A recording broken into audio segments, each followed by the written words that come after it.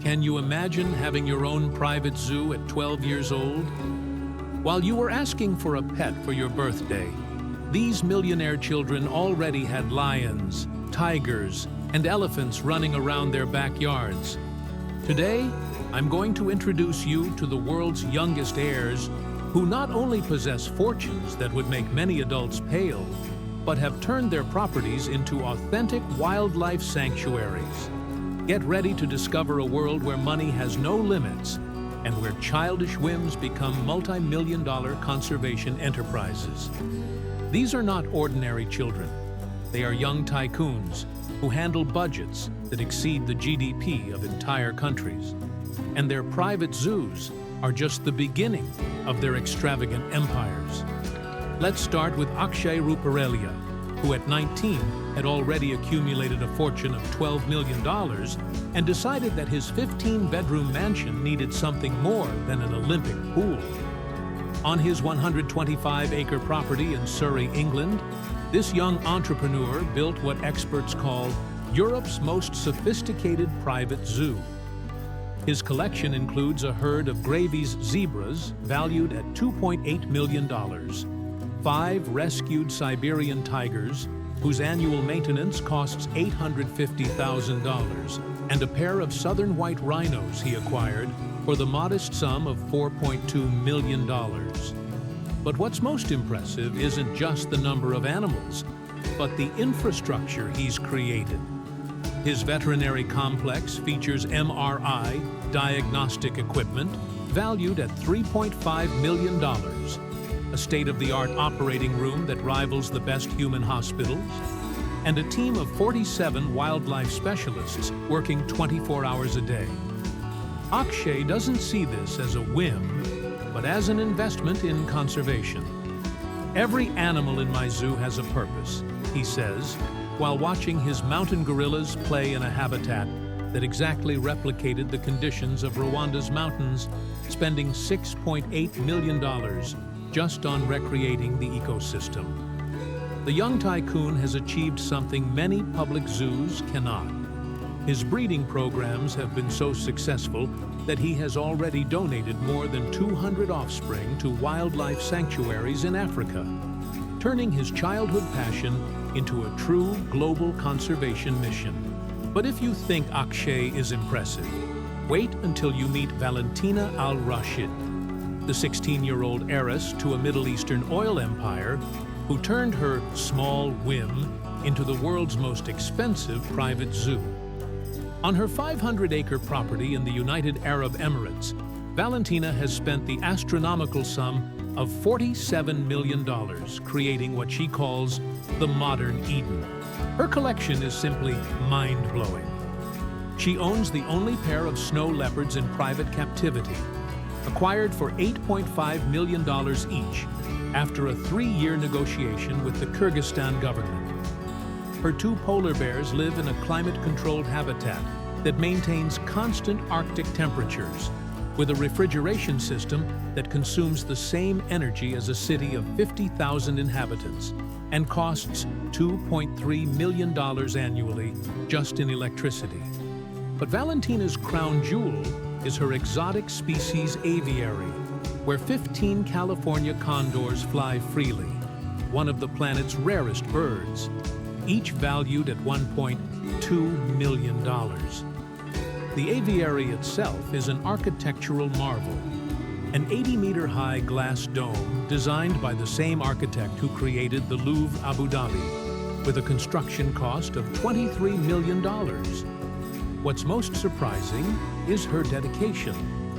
Valentina speaks 5 languages and studied zoology at Cambridge by correspondence to better understand her animals. Her zoo employs 180 people, including 3 of the world's most recognized veterinarians, each with annual salaries of $500,000. It's not just money, Valentina explains. It's responsibility. Every animal here has a second chance at life. Now, let me introduce you to Marcus Johansson, the 14-year-old Norwegian heir who defied all geographical limits to create something never seen before. In the frozen mountains of Norway, where temperatures reach minus 40 degrees Celsius, Marcus built the Arctic's first completely covered tropical zoo, an engineering feat that cost $31 million.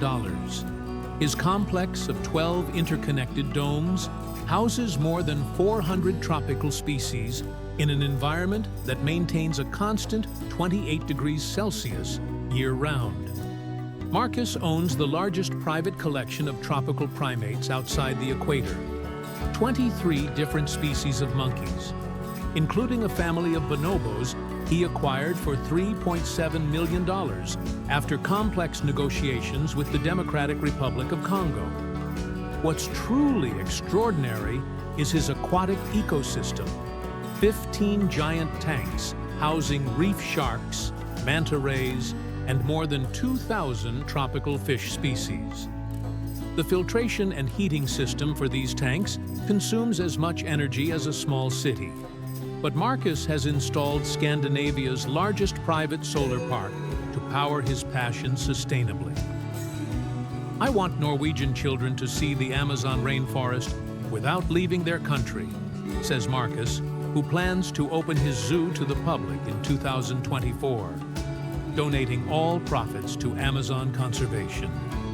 But none of these impressive zoos compare to the creation of Isabella Chen Morrison, the 15-year-old mixed heiress to a technological and pharmaceutical empire, who has built the world's most technologically advanced private zoo on her 750-acre property in New Zealand. Isabella doesn't just collect animals, she's saving them from the future. Her modern Noah's Ark houses the world's first private genetic bank, where she preserves the DNA of more than 50 endangered species. Her cloning laboratory, which cost $85 million, has already successfully cloned a northern white rhino, a practically extinct species. Her collection includes the only 2 vaquita marina specimens in captivity, valued at $25 million each, and she has created such perfect habitats that her animals reproduce at rates superior to those in nature. Isabella employs 15 geneticist scientists, each with doctorates from Harvard, MIT, or Cambridge. But what's most amazing is her vision. She's creating a real Jurassic Park. Her team has already extracted DNA from woolly mammoths and is working on reviving extinct species. It's not about playing God, Isabella explained. It's about correcting humanity's mistakes.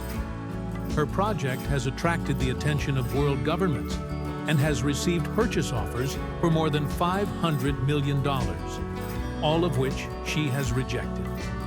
These young millionaires show us that money, when combined with passion and vision, can change the world. While many adults talk about conservation, these children are funding it with their own fortunes, creating sanctuaries that rival the world's best institutions. What do you think of these young conservation tycoons? Do you find it admirable or excessive? Leave me your opinion in the comments. Hit like if these stories surprised you, and don't forget to subscribe to discover more secrets from the world of the super rich. See you in the next video with more revelations that will leave you speechless.